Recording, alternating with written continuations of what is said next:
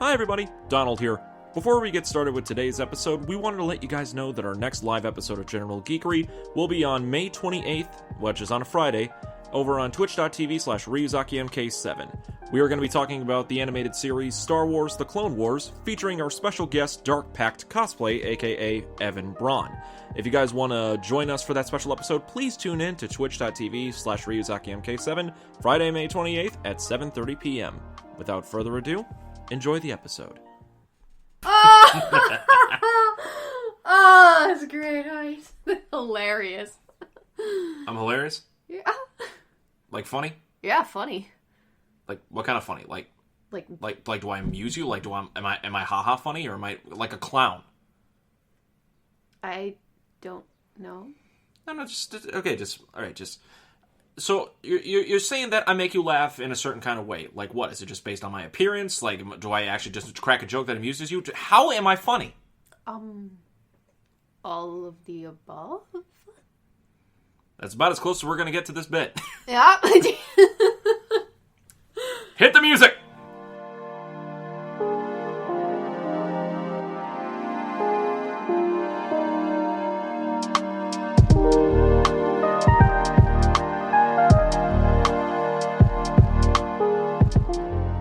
First of all, I wanted to apologize for imposing that we do that bit, but I was so it's confused. It's one of my favorite improvised scenes from Goodfellas, and I really wanted to pay homage to that because I think Joe Pesci is a gift to the world of film, and I wanted to homage the man in some way, shape, or form. Oh, yeah. So with that being said, I want to say I apologize for putting you in that spot, Hannah. And I hope you can forgive me. I had no idea what was going on. I've never seen Goodfellas. All right, fair enough. That's probably going to have to be a thing that's going to change one of these days, but you know what? It's perfectly okay. It was hilarious. It was definitely on brand, that whole thing. Yep. Pesci, I hope I made you proud. Anyway, let's dive right on in. Welcome, ladies and gentlemen, back to the General Geekery Podcast. This is the podcast where we geek out about all that we love to geek out about with no regrets. No remorse. And with all the enthusiasm in the world. Indeed. That actually worked out a lot better. Great! That actually worked out a lot better than I thought it was. Yeah. Cheers to that. Early clink clink there. Clink clink. That was all improvised, by the way. Like, that was not planned. We definitely have not said those words in that order at the beginning of every episode. We've never said that before. It's just a thing that we've been trying to, like, okay, we'll see where it goes, but that is like the smoothest transition we've had. Mm-hmm, yeah. I'm proud of us on that. Yeah, it's great. Yeah, I don't just sit here anymore. usually I'm just like, okay, I'm not, you can't see it, but I'm really excited. I'll just be right here. I won't say anything. I'll just be really excited. As always, I am your resident coffee ninja by day, actor, gamer, streamer by night. I am Donald Kaczynski, one of your hosts for the podcast, and joining me as always, she is my co-host. She is the dice slinger extraordinaire, artiste magnificent, and the avid book reader that I know and love. She is Hannah Kubiak. Hello. So, guys, it's been a while since we've actually done... It's been a long while since we've done one of these episodes. It's time for another director spotlight. Has it really been that long? I mean, the last time we did it was Quentin Tarantino. I'm looking back on that one, which episode we did that on. Was it 69? Maybe. It's been a while, but... I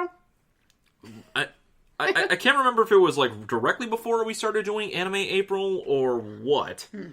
So let me just double check through our history. History. Indeed.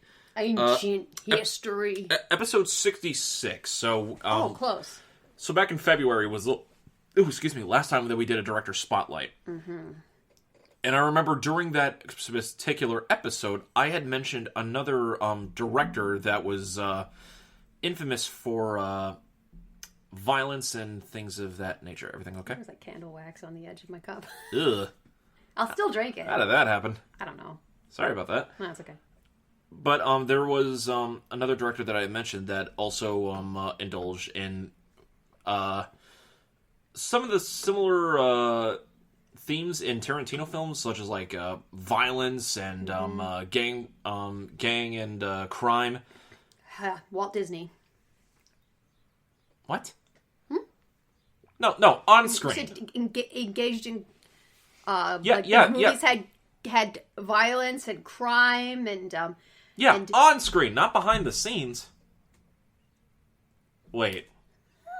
Actually, no. Now that I think about it, there was like a lot of crime and murder and stuff on Disney films. Crime and murder, Disney Okay, films. you know what? That's fair. That's more than fair. But we're not talking about Walt Disney today. Oh, okay. We are talking about Martin Scorsese. One of the big names that influenced new Hollywood with 25 different feature-length films to his name. A lot of them that has been critically acclaimed as some of the greatest films ever made. Mm-hmm. Like 4 or 5 of them are critically acclaimed in that regard. Wow. And so many different awards and accolades and so many great performances from so many different actors that he has worked with extensively throughout the years, such as Joe Pesci, Robert De Niro, Leonardo DiCaprio, Daniel Day-Lewis. Like, Matt the list... Damon, Vera Farmiga. Yep, Guess indeed. which is the one movie I've seen. The list goes on.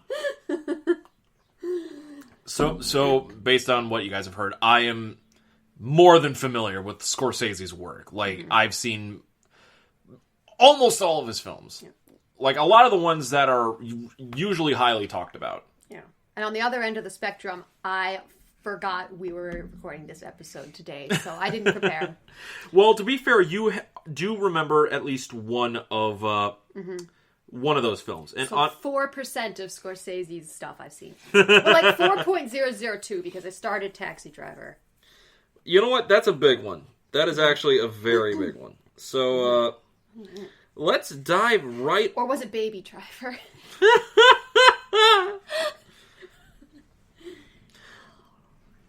You know who I think was in it? Who? Minnie Driver. Oh my goodness. All right. Oh my goodness. The coffee's hitting me hard. So for Martin Scorsese, like I said before, he's one of the major figures of the new Hollywood era of filmmaking, and a lot of his works explore themes of Italian-American identity, faith, redemption, nihilism, crime, and especially violence and profanity. And you're damn right. Indeed. Indeed. Oh my god. I could go on. Like, Scorsese films are maybe one of my most quoted films of all time. Possibly. Yeah. I always find myself quoting some of his films, and he came around the same time as like a lot of different filmmakers of his generation came about, such as Steven Spielberg, Francis Ford Coppola, George Lucas, and all of them broke out during that time frame. And Scorsese has had like one of the biggest longevities, really put him as like a mainstay in Hollywood. And a lot of his things usually involve like repeat collaborations with a lot of actors. The biggest of them being Robert De Niro. He worked with Robert De Niro on 9 of his films. Wow. That's insane. And De Niro really started taking off as like one of the big hitters in Hollywood through a lot of Scorsese's works. Taxi Driver was one of them. Raging Bull, King of Comedy, both of them really big ones. And of course, his work with him in Goodfellas and Casino. Was he in Mean Streets? He was in Mean Streets. Okay, I just wanted to check that. And oh yeah, that's right. He also collaborated with him on his most recent one, of The Irishman, back in 2019, which is like the first time like him and De Niro worked together for like 15. No, not even 15. 25. Almost 25 years. Jesus. Wow. That's insane. Yeah, I know. Because after Casino, which was like the last big project that he worked on with De Niro, he started working more closely with Leonardo DiCaprio in stuff such as The Departed, The Aviator, Wolf of Wall Street, and others. But those are usually the big ones. So, I really want to talk about like there's a lot of them. He's got so many great films that are all critically acclaimed, but there are some that I do want to talk about. Yeah, like if you were going to give me a list of Martin Scorsese films to watch. So yeah, I'll give you what I believe to be, in my opinion, these are 10 of my favorite films. 10. Okay. I will need a new page then. Yep. Take your time.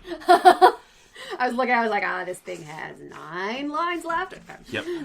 One of them you already mentioned that you started watching, and that is Taxi Driver. Should I give it another go? I would definitely give Taxi Driver another go. Cool. I will do that. It is. Tell me about Taxi Driver. Taxi Driver is well, it's a really great exploration into basically trauma.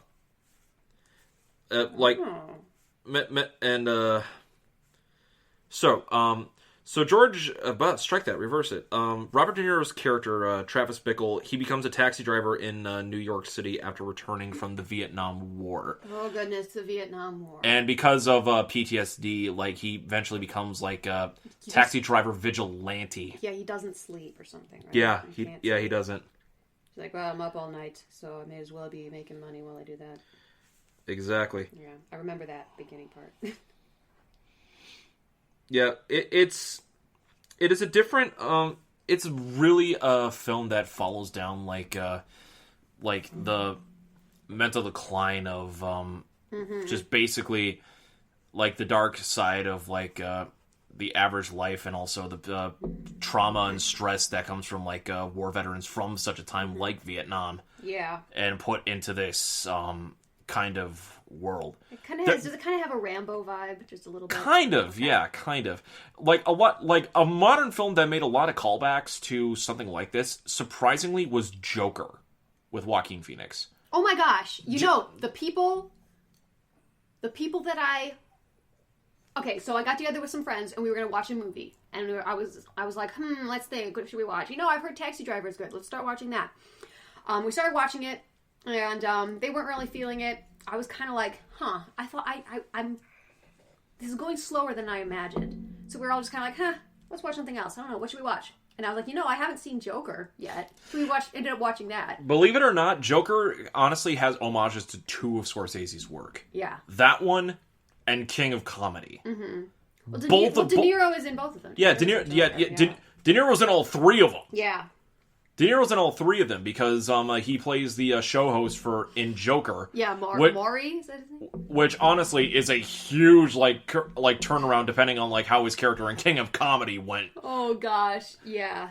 Which I'll explain to that in a moment, because honestly, I think King of Comedy is not often looked upon as much as like say Taxi Driver or Raging Bull. Mm-hmm. So there is that. All right, so Taxi Driver was a mental decline. Yeah. All right. I'm surprised. Taxi Driver is a slow burn. A slow burn? Okay. It is a slow burn if you're more familiar with like Scorsese's later works where like the violence just like bam, bam, bam. Yeah. Kind of like The Departed. Yeah. But Taxi Driver is kind of important because honestly, I think it was like one of his like early big breakouts outside of Mean Streets. I wasn't too into Mean Streets, but I always found Taxi Driver to be one of my go-tos. I saw that one much later than a lot of other Scorsese films, but it still remains one of my favorites. Cool. For a big reason. And then from there, we go to Raging Bull. Raging Bull. Which is actually more of a biography piece. Surprisingly. It was inspired by the 1970 memoir Raging Bull, My Story, which followed along the story of boxer Jake LaMotta. And this was also like one of the earliest collaborations where Joe Pesci, another actor that was hugely in a lot of Scorsese's works, a lot of people more recognized Pesci from working on Goodfellas and Casino, but this was the first time I think him and De Niro crossed paths doing work with Scorsese. And De Niro was playing the main the main lead as Jake LaMotta, and he earned a lot of praise for this. Like, honestly, I think a lot of people view this one as the stronger performance between De Niro's lead performances and between Raging Bull and Taxi Driver. Yeah. I've only seen this film once, so I'm a little iffy on the details surrounding it, but I remember this being a very well put together piece of work. Well worth the watch, and is a very good inclusion. That Raging Bull and Taxi Driver, I believe, are actually two of the films that are considered among Scorsese's filmography as like some of the best films ever made. Right. Which is saying a lot. Saying quite a lot. And then from that, we go to, again, another one of my favorites, The King of Comedy. It's a black comedy drama. So, Robert De Niro's character, this main character, he is obsessed with this late-night talk show host. Okay, I see. I think you can see where the similarities to Joker are coming in line on this. He often emulates the man and all of his like witticisms. And the film was basically a mirror image to reflect like our culture's obsession with celebrity worship and the media in general, which still persists to this day. Like, if there was any Scorsese film that I think is, like, the most relevant, it's probably King of Comedy. Yeah. Especially when you take into, like, how celebrity worship has gone to, like, internet idols as well. Right, yeah. But this was one of the films that basically, you know how some films, like, that are considered some of the best films ever made usually are not as successful at the box office upon initial release, but get better over time? Yeah. So yeah, you had films like Shawshank Redemption, The Shining, any other film like that weren't really received successfully at the time. Later on, we're like, this is some of the best filmmaking ever made. Yeah. King of Comedy also follows that trend. King of Comedy was on that? Yes. All right. It was a box office flop at the time. But over age, it's gotten just so much love. So I always recommend this one for a lot of people that watch Scorsese films, because when you hear Scorsese, one of the first things that you automatically think of in your head is mob bosses and violence. Yep. This is a different kind of Scorsese. Yeah. It focuses on a lot of stuff that I think like he's really good at when he's really on point, and that's character work. Scorsese character work is some of the strongest that I've ever seen in film. Okay. I'm looking forward to this then. And I know how much you love like black comedies and things like that. I think you'll get a really good like joy out of this. Especially considering like how the movie will go. For those listening, I'm trying to do my best not to spoil these films for those that have not seen it. Yeah. Because just because myself included. Just because you have not heard of you've heard of a film does not mean that you know how things are going to go. And honestly, one of my favorite lines from Scorsese actually comes in King of Comedy, which I'll actually quote. "Tomorrow, you know I wasn't kidding, and you all think I'm crazy, but I figure it this way, better to be king for a night than a schmuck for a lifetime." I like that. Yeah. You'll understand the context once you actually see the film. Like, the payoff for it at the end is fantastic. Yeah. Absolutely fantastic. And then from there, we go to probably his most recognized film, released in 1990. As far back as I can remember, I always wanted to be a gangster. Really? Goodfellas. Goodfellas is like one of the closest examples I can think of possibly being a perfect film. And I hate that word whenever I talk about movies. Perfect. Perfect? Yeah. There's no such thing as a perfect movie. Mm-hmm. It's impossible. But there are some films out there that are about as close to perfect as they can get. And, of course, art is subjective and art is open to scrutinies. Yep. But in terms of casting, storyline, just overall storytelling, God, Goodfellas is great. And it's actually a dramatic biographical retelling.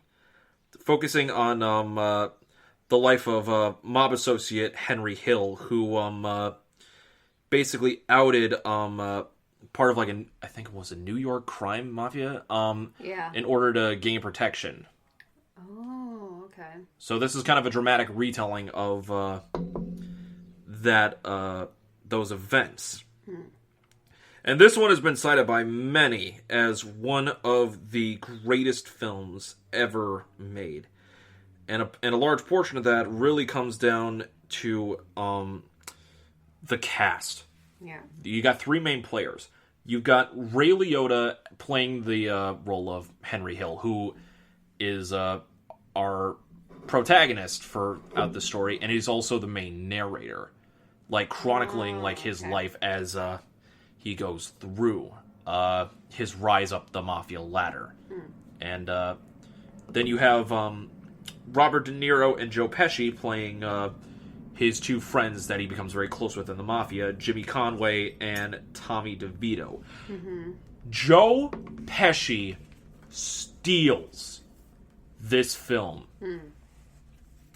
Like, when most people talk about Goodfellas, Joe Pesci is the one that people talk about the most. I think he may have unintentionally set a record for this film as like the most F-bombs that have been ever dropped. Oh, yeah. Oh my god, the amount of uses of the word fuck. About 90% of them in this film comes from Joe Pesci. Ah. And were they all scripted, or does he just kind of go off? It's kind of hard to tell sometimes. I'm not going to lie. Unless I had the script in my hand and literally read it line for line, I honestly couldn't tell you. Yeah. I could not tell you. But my god. Get out my wallet. The one that says badass motherfucker on it. we had to throw that in, guys. But yeah, between those three, Paul Sorvino, Lorraine Bracco, and so many great side characters, I never get tired watching this film. This is one of my films that I always like going on a rewatch. And a lot of those films usually exist in the 1990s, but this one holds very special place. Yeah. Very special place. Let's see. From there... Oh, yeah. Okay, I can probably talk about this one because this one's parodied a lot, but in Austin doesn't get as much credit as it does. Cape Fear. Cape Fear? Yes. Okay. I think I've heard something about this before. Cape Fear. Sounds familiar. Continue. So Cape Fear, this is actually a remake of an older film from the 1960s. Basically, it follows this man who was recently released from prison, Max Cady, who is played by Robert De Niro, who is seeking vengeance against the defense attorney who basically was not able to defend him, who's played by Nick Nolte. Oh. And he is basically stalking his family without actually doing anything to him, and it is a very intense, psychologically thrilling film because, he's not doing anything to him that is outside the law. Right. And at the same time, you're just watching this and you just see De Niro's performance, just like, he is just a slime ball. It's an absolute slime ball that you just want to just like, oh my god. He basically the kind of person you just want to kick in the face. Pretty much, he's intentionally, while keeping unintentionally, taunting the lawyer, unbeknownst to the lawyer, he becomes like a substitute like music teacher or something at his daughter's school. His daughter has a crush on De Niro's character, which he psychologically reciprocates, even though he really doesn't give a shit. He's just trying to torture the life, but he's trying to plant that in the lawyer's mind. It's just like, oh my god, this is so fucking creepy. Like, just leave the families alone.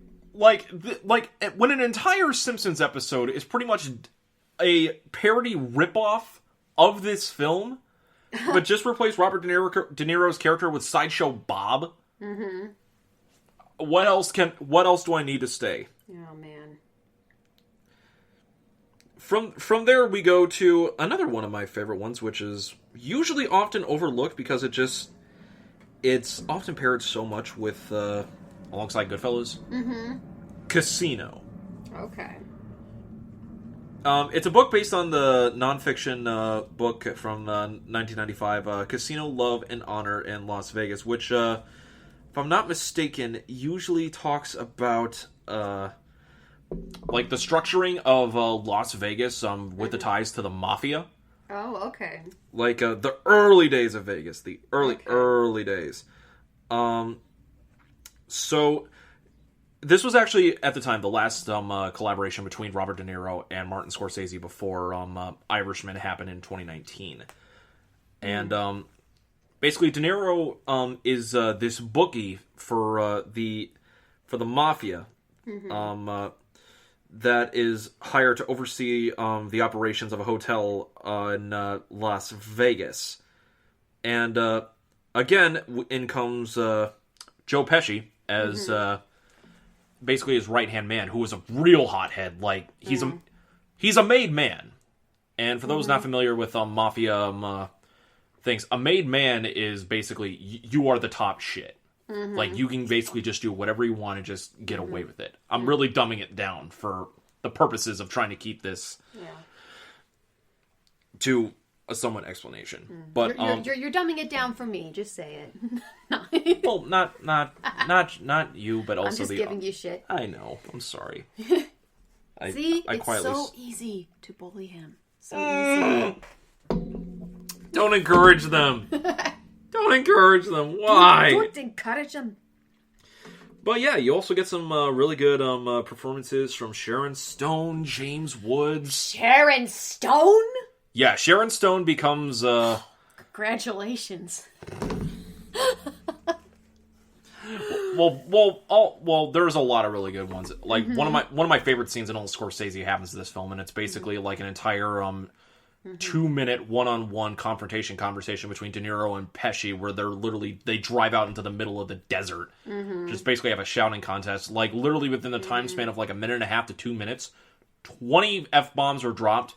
95% of them come from Pesci. Gosh, yeah, I was gonna ask, is he the same in the Casino as He's more violent and hot-headed. I mean, there's an entire scene where he's basically torturing a guy, and they basically have his head trapped in a vice. Oh, that's bad. That's a rough scene to sit through for those that are squeamish. Think of the knife torture scene from Reservoir Dogs. Yeah. Only with more blood, Joe Pesci narrating, a head trapped in a vice, and an implicit eye popping out of skull. I don't remember them actually showing it. No pun intended. Indeed. And as a former Undertaker, I know just how much pressure it takes to crack a human skull. I want to ask, but I'm afraid to know the answer. It's pretty hard. I would assume so, because if it was easy, there would be no way. So we go from the 1990s. And of course, Casino was like one of the last big ones. We really didn't have any big breakouts from Scorsese until like the mid to early 2000s. There is one that I always love watching that actually contains one of my favorite performances. Gangs of New York. Okay. So, this film is basically set. It's actually set way back in like the mid 1850s. Dude, okay. Yeah, so it's a little bit of like it's set around the 5 points of Manhattan, like during the time of like Irish American immigration being at an all-time high, and one of my favorite characters comes from this, William Cutting, aka Bill the Butcher. What? Yes. Wait a minute. Have you seen this one? No, that sounds really familiar. There must be a serial killer named Bill the Butcher or something. That's the only explanation. And this is played by Daniel Day-Lewis. Daniel Day-Lewis? Seriously? Yes. The only thing I've seen him in is My Left Foot. And he played a completely paralyzed person in that, so... See, this is the weird thing with Daniel Day-Lewis. He is very selective about the roles that he takes. Honestly, Gangs of New York was actually like one of his first film acting roles in like 5 years. And yeah, taking his time. He's also a very intense method actor. Very intense. Now I understand. Okay. He had to master a 5 points Brooklyn accent. Not Brooklyn. A 5 points New York accent for the character of Bill the Butcher, which he pulls off masterfully. Yeah. And he kept that in character like throughout the entire thing of recording. I think he contracted an illness during recording, but he refused to seek treatment. What? I could be wrong about this, but I remember reading this somewhere during the production. Oh my gosh. I forget what the illness was. Hold on, let me see. Okay, here it is. Historical yeah, Gangs of New York was actually praised for the historical accuracy to the time period. Oh. Okay. So it was. I honestly think this is also probably like one of like Scorsese's more overlooked films. Gangs of New York. I mean, it's not like one of the greatest films of all time, but for my money, just for watching Daniel Day-Lewis, it's worth everything, in my opinion. I mean, you also get people. You got Leonardo DiCaprio in there. You got Cameron Diaz, John C. Reilly, Jim Broadbent, and Liam Neeson was actually. Liam Neeson. I forgot Liam Neeson was in this. I'm looking at the cast list right now. I'm trying to remember like some people that were in there. I was like, oh my god, I forgot Liam Neeson was in here. Oh, Holy man. shit! Wow. All right. And 2 years after that, we got a another biographical piece from Scorsese, The Aviator. Okay.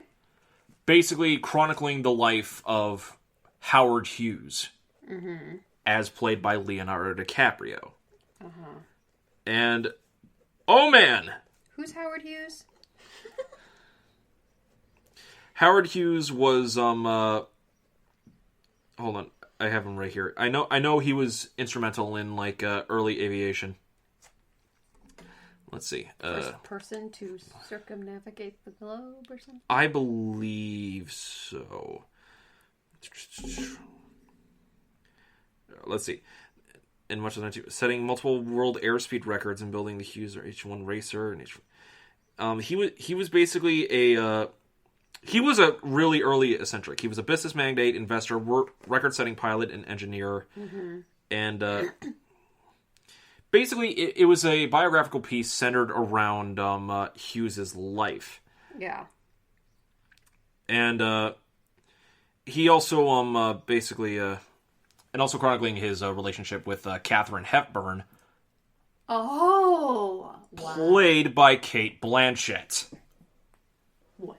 Yes. What? It is just as amazing as you think. Oh my gosh. And as amazing as Leo is in this film, honestly, I think Cate Blanchett actually beats him for his money in this film. She's a gem. Protect Cate Blanchett with your life, ladies and gentlemen.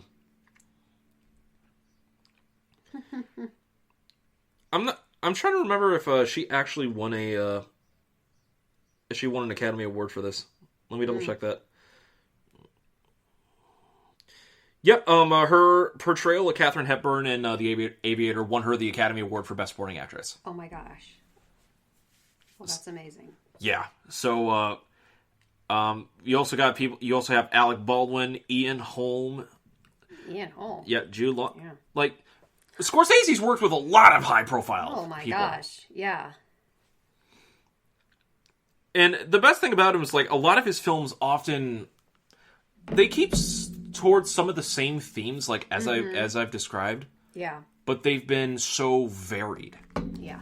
In like tone, style, period, you name it. Yeah. See, a lot of these are kind of like they kind of like take place in like gritty city settings or something. It seems like. Right. Right. Generally. Mm-hmm. And then from there, we finally come to the only one that you have seen so far. The Departed. The Departed. Which, honestly, this is actually a remake of a Hong Kong crime film. What? Yes. Sweet. I have a really... it is a remake of the 2002 Hong Kong film Internal Affairs, and it's loosely based on the real-life Boston Winter Hill Gang. And, so we're set in Boston, Massachusetts, and it's basically a game of cat and mouse. Mm-hmm.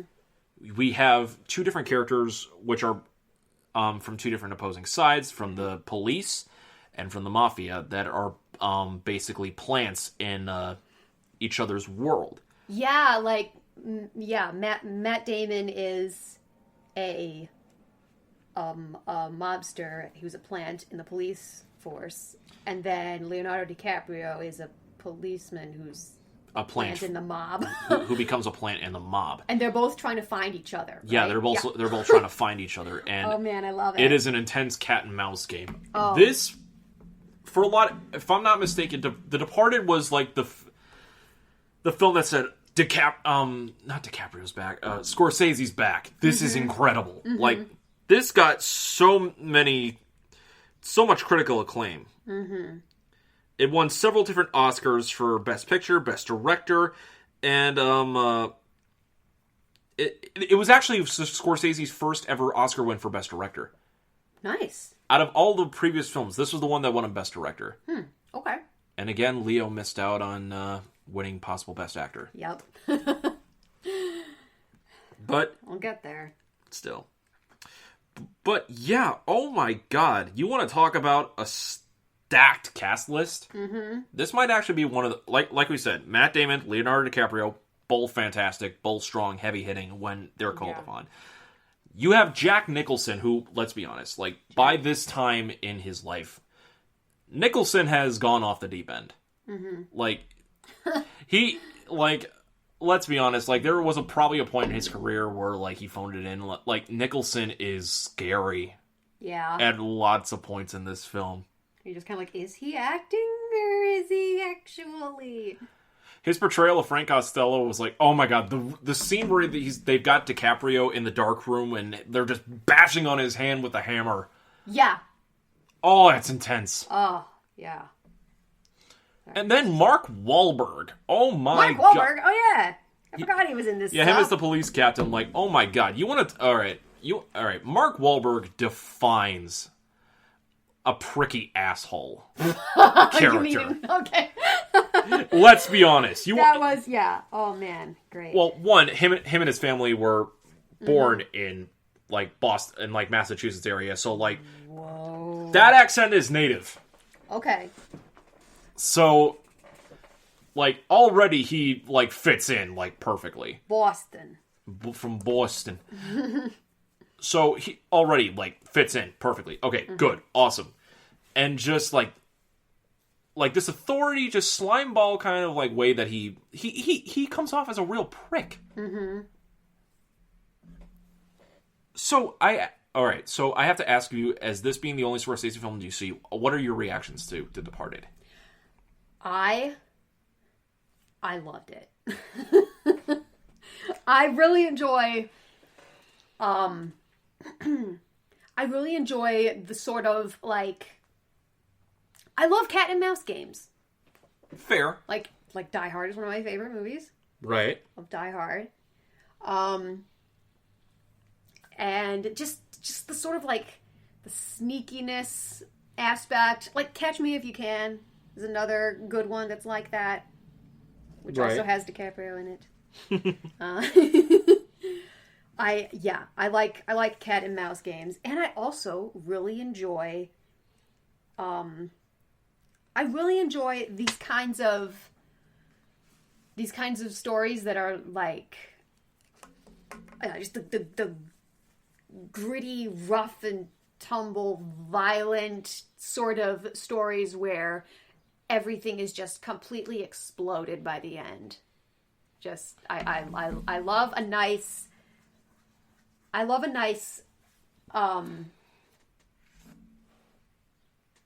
movie with tons of destruction as a consequence of people's actions, I would say. Oh yeah, like and everything just falls apart at the end. Yeah. Oh, it's beautiful. What's the last one? Did I miss one? I have only 9 written down. No, it's okay. It's okay. It's like, oh my gosh. Okay. So another one, and this one is a recent one, another DiCaprio good one, Wolf of Wall Street. Oh, yeah. Which, oh my god, this film never fails to make me laugh, just based on like certain line deliveries, and it's honestly like the constant like playing off between freaking Leonardo DiCaprio and Jonah Hill. Mm-hmm. Oh my god, it's so damn entertaining. The point where they're on the boat and they're about to like it feels like they're about to die, and Leo's like get the loot. Wait, what? But they're drowning. I can't go down there. I will not die sober. Just that line delivery from DiCaprio, just so like, I will not die sober. I'm just like, fucking Christ. I could not stop laughing. I was in tears. I will not die sober. So what is The Wolf of Wall Street about? Like I kind of vaguely know, but so Wolf of Wall Street is another like a biographical piece that follows DiCaprio's character who was a stockbroker and his rise up through like the world of like stockbroking, but his eventual fall through different bouts of like corruption and fraud through Wall Street. Yeah. Through like many different like endeavors and things like that, and DiCaprio and Jonah Hill like play off each other I'm usually not too sold on most Jonah Hill things. Yeah. The dynamic between him and DiCaprio was pretty spectacular, I have to say. Yeah. I haven't seen it, so I will confirm when I see it. You have to see to believe. Yep. But always remember, I will not die sober. Yeah. That is still one of my favorite goddamn lines. I wrote it down, so you know it's legit. She legitimately wrote it down in her notes. I will not die sober. It's like, well, bullet point. Don't die sober. I know we've said it so many times, but yeah, that's pretty much it, chat room. So yeah, in my opinion, those are 10 films that I always like try to recommend people like for different Scorsese films. They cover different subject matter in most parts. Like they have some of like the same like overlying themes, but are all different enough that you can find one in the bunch that you can definitely say that you enjoy. I mean, Hannah's only seen one of those 10 and she says she loved The Departed. Yeah. A bunch of those on that list are movies that they're like on my list of like movies that I need to see, but I actually didn't know that a lot of them were directed by Martin Scorsese. So it's kind of surprising that when you see like, for those that are not familiar with like film directors or like don't bind themselves by watching different films based on like certain directors, or they don't like to seek out that kind of knowledge. Yeah. When you actually do research them and you find out like this director has done this and that and this and that, it's mind blowing. It's like, oh my god. Yeah. And Scorsese has always been like that one big one that he's done so many different big projects. Yeah. So much so that I also personally believe that like his opinion on filmmaking is a little often overblown for the most part. Overblown? There are some points that he has made about different about films that people often criticize him on. I think one of the big ones was some time ago in reference to talking about like the Marvel universe, the Marvel Cinematic Universe. Right. Is that he does not believe the Marvel Cinematic Universe is actually true cinema. Okay. So it's like, well, what do you mean by that? How does one define what true cinema is? Yeah. Because again, art is subjective. Yep. Absolutely. So like, it doesn't need to be a piece that moves you. Does it need to be like a driving force to challenge a perspective? Does it need to be something that can entertain while holding interest, while also teaching something? Yeah. Because I think in all three of those respects, I think comic book films like the MCU definitely, for the better part, do challenge that. Yeah. Well, a lot of people say that those kind of movies are like not important. They're just it's just, you know, a dumb movie based off a comic book. But when you think about it, in our time, in this era, our like comic book like superheroes and stuff like that, it's kind of like our mythology a little bit. And you can't say that that's not important, because the mythology of a culture says a lot about what they believe, like their morals and just what's important to them, what they think is worth fighting for, what they think is what they think is important. So don't underestimate the mythology of our time. Right. I entirely agree with that. And I think part of like the thing that binds Scorsese is that a lot of his works deal with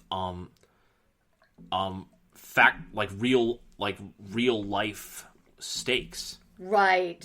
None of it is really delved into like a fantastical kind of reality. Like fantastical in terms of like some of this has not happened and it's like too wild to happen.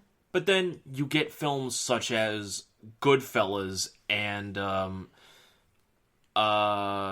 Raging Bull that are biographical pieces to a good extent. Yeah. And it's like, well, where does the line blur in that? Yeah. So I think it's kind of like a double standard. Like when it depends on what kind of story. It depends on what kind of story you're trying to tell. Right. Because there is such a thing as something that's more realistic and biographical, but then there's also something that it's not so much. What? Oh gosh, what is it? It's not so much making your audience. In theater, we have the willing suspension of disbelief. Yes. Where you're watching a play and you're like, okay, I know that this isn't real, but I'm going to, for the sake of it, for the sake of either the entertainment or what I can learn from it, it's going to be real for me. I can believe that for a while, even without actually believing it. And the same thing is true with film, or when you read a book. With the story, you agree to accept as reality a what Tolkien calls a secondary belief, I believe is what it's called. Okay. A second like a sub reality, I guess. It's kind of like, oh gosh, I don't remember. My mom said this on one of our podcasts, and she said it so much better than I did. I don't know what, like a second belief. So basically, kind of like a secondary a secondary belief where, for the sake of the story, I will believe that it is true. Right. It's like a different mindset that you have to... Yeah, Tolkien calls it secondary belief. We as creatures create a sub-creation. Yeah, and he says, like, myths are true even though the characters are fictional. Right. Even if it's fiction, it says something true. So even though the Marvel Cinematic Universe isn't real, it can still say true things. That's the power of story. Right, which it has on its best occasions. Yep. Like, is there a point that, like, blockbusters, like, there's too many blockbusters, like, in the film industry today that are just all action, no substance? Yeah. Yeah, absolutely. Like, the Michael Bay Transformer films are, like, the first things that come to mind with that for me. Yeah, I wouldn't put the Marvel movies into that category. Because a lot of the Marvel films are in the hands of people that understand the source material and know how to convey the messages, like, convey the underlying, like, facts and truth and mythology through the scope of what people would consider a blockbuster. Yeah. Like, even if it's the simplest message, I guess. Like, the first Avengers movie is about putting aside your differences and working together. Right. As a team, as a unit. You're better together than you are alone. I guess you could say that the message of Endgame is ultimately sacrifice.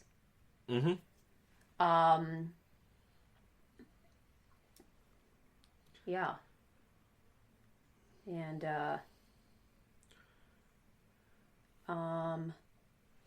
Captain America, I think the first one is about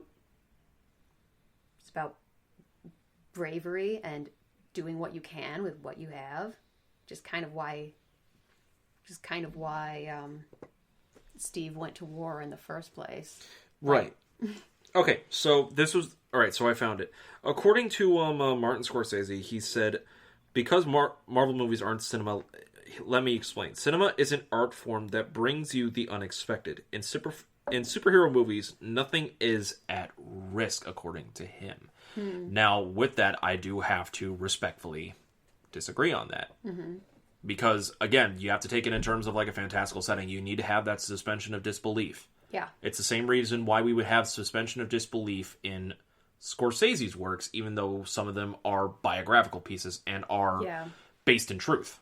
Yeah, even though you know what's going to happen if you know history. Exactly. This is a different world with different stakes and different rules. If your brain is attuned to the rules and the stakes of the universe, then there is a risk. Yep. If you have secondary belief, then for the time that you are watching that movie, in your secondary belief, it's real. Exactly. My sister is calling me. I'll call her back in a bit. Gotcha. And he even says it. The fact that the films themselves don't interest me is a matter of personal taste and temperament, which is understandable. He is it's viewing it through someone who has spent so many decades in the industry and views it in a different way that we do. So I say this not as someone who is like a person on the internet is like, oh, I'm gonna complain. Blah, blah, blah, blah. Yeah. Like the stereotypical, like your opinion's not the same as my opinion, so I'm just gonna bash you. But as two intellectual thinking people like to say, I hear your argument on that. I wanted to get the actual like quote of like what he set up, just so I could like properly convey, just so like we're not bashing on anything. Yeah. So you get the actual check your sources. Right. Yeah. That. I do see your sentiment, your opinion about why you do believe that is not the way it is. And, of course, that is your opinion, and you have spent so many times growing up in a different kind of, like, surrounding with different sources to make who you are. Yeah. But as someone who has grown up in, like, that kind of, like, environment and looked up to these heroes of fiction. Yeah. If you grew up learning about myth. Exactly. We even mentioned on the podcast that a lot of people are basically saying comic books are basically modern Greek mythology, which they are. Yeah, yeah. Modern mythology. That Greek, Roman, Norse. Exactly. Yeah. That basically, this is basically what we believe to be the truth and the meaning behind what we are watching. Yeah. Maybe we don't have as much, because I know that for a time, like in Norse and Greek mythology, it was sort of tied up in religion as well, and it's a little bit less so now. But it has a similar effect. When we hear stories, the stories that we hear move us to act a certain way or be a certain way. It can teach us things. Right. So, this was like basically what he said in New York Times. This was an article that he did for New York Times about for filmmaking, which I do want to quote, and this is not in reference of like the argument for like the Marvel thing, but I was reading this, and I do think like this is important. For me, the filmmakers I came to love and respect, for my friends who started making movies around the same time that I did, cinema was about revelation. Aesthetic, emotional, and spiritual revelation.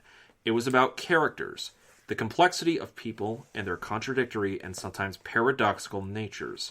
The way they can hurt one another and love one another and suddenly come face to face with themselves. It was about confronting the unexpected on the screen and in the life it dramatized and interpreted, and enlarging the sense of what was possible in the art form. And that was the key for us. It was an art form. And I do have to agree that that is one of the biggest draws for good film. It's a revelation. Yeah, that art is meant to reveal something. I agree. Yeah. I mean, art makes the invisible visible. So I mean, that was like one of the biggest things that we talked about in the previous episode. We were talking about like Artemis Fowl was like the revelation of him over the course of those books. Yeah, of him changing. Yeah, showing how a character changes as a result of their circumstances, how they bear up under difficulties, how they triumph or fail. Yeah. So, his views on like cinema and filmmaking as a whole, some of them come from like a older concept, like from like back in like the 60s and like the 70s, but still also hold like grains of truth that exist in like modern cinema today that does need to be also addressed, because we live in a film of high budget like blockbusters where it's like explosions, fight scenes, and things like that. But unless the substance, unless there's a reason behind those explosions, unless there's like if there's no meaning to it, if it's all style and no substance, yep, then what does come out of it? And I think it's all quantity and not quality. That's how I interpret like those words. Yes. And I know I have met people in the past where Scorsese films were not their particular cup of tea, just because like they think like violence should not be showcased in like big like verses. But at the same time, I'm like, he is basically doing like a slight upgrade of like hyper reality of like these situations. Yeah. Which have happened and are steeped in truth. Yeah. So for that, I have to say, everybody will probably see at least one Martin Scorsese film in their life. Yes, even if you don't mean to. Yeah. It'll find you. My hope is that, just like with any film, that you find moving, very important to you, that you get a sense of like emotional reaction or anything towards that, you take something away from it. Yep. You should take something away from it. Just like you could in any art form, whether it be movement media, live action, like performance, or even like a drawing or a painting. If you can take something away from it, then there is some significance to the art that is portrayed. Yep. And I think that we can wrap it up at that. I think so too. Yeah, that was awesome. Yeah, I really wanted to wrap it up with that just because I was like, as I was going through like the films, like that stuck in my head, like that argument that he said about comic book films not being cinema. I wanted to elaborate on that because I was like, I know that was like a huge thing at the time. Like I had a discussion with my friends. I'm like, I wanted to touch base on that. Yeah. So thank you for helping me with that, Hannah. I appreciate it. Of course, I had more to say here than I thought I would, honestly. All right, I think we can wrap it up at that. Thank you guys so much for listening to this episode of the General Geekery Podcast, our director spotlight on Martin Scorsese. If you guys like what you've been listening to and you want to listen to more, check us out wherever podcasts can be found. We're on Spotify, Spreaker, Apple Podcasts, and if you don't have any access to any of those streaming platforms, you can check out all of our episodes on youtube.com/Anime Rev Productions, which is my YouTube channel. That is youtube.com/Anime Rev Productions. If you guys want to support the podcast in any way, shape, or form, please consider donating to our Patreon at General Geekery and Patreon. That is patreon.com/General Geekery. We do a majority of extra content on there, possible extra episode snippets, like we did when we did, we were talking about the ending to which movie or which show we were talking about the ending to that I forgot. Oh, gosh. Cowboy Bebop. Cowboy Bebop, yeah. How could I forget? Yeah, we were talking about the ending to Cowboy Bebop a couple of weeks ago. There you'll see like a bunch of different like note taking and blog posts from like me and Hannah. Yep. We're including a lot of extra content, and we also give you guys some shout outs for our patrons that donate. As of right now, thank you so much to Brittany Hount and Andrew Kelly for your continued patronage. We greatly appreciate it for making what we do possible. And if you guys want to follow us on social media, check us out on Instagram at General Geekery and at Gen Geek Podcast on Facebook and Twitter. Hannah, where can they find you? You can find me rolling dice with my party every Monday at 7:30 Central on twitch.tv/Loaded Dice Adventures. I play Petra, the Dragonborn Ranger Rogue, looking for some zombies to kill. And you can also take a look at my artwork and my cat on my Instagram, which is at Pythian Legume. Her art is amazing, and Kefka is a good cat. Yes. Kefka is a very good cat. Yes, he has been wearing the cone of shame for 2 weeks now. And he also keeps trying to take over the show whenever we do remote recordings. Yep. He likes to walk all over the place and rub his face on my microphone and. This podcast shall be mine now, humans. It shall be mine. I shall take my rightful place on the throne. We just need an episode title with just Kefka's face just plastered all over it. Yep, just his face. Just make it a Kefka ASMR extra for the Patreon. Oh my gosh! Yeah, just 30 minutes of my cat licking himself. I'm pretty sure there's an audience for it somewhere. Oh gosh. Anyway, in the dark web.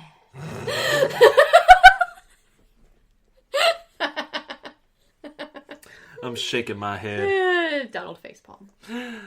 Well, coffee facepalm. Coffee.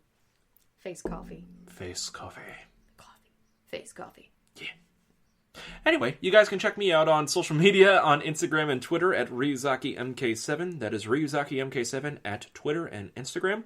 You guys can also check me out on Twitch at RyuzakiMK7 as well, where I play a majority of different games. A lot of them are RPG-based, but I always love interacting with my chat room and having a ton of fun. And just like Hannah said earlier, apparently it's really easy to bully me. Why do they bully me?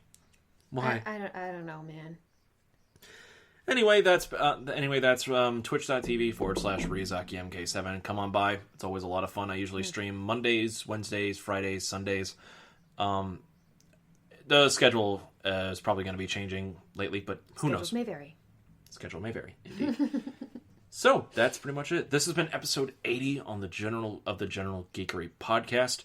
For Hannah Kubiak, I'm Donald Gazinski. And until next time, guys, enjoy your films however you like it. And always remember to keep your geek on. Always. Clink, clink. Clink, clink. I will not die sober! Play music. Bye, guys. I wanted to get one more in. Nice.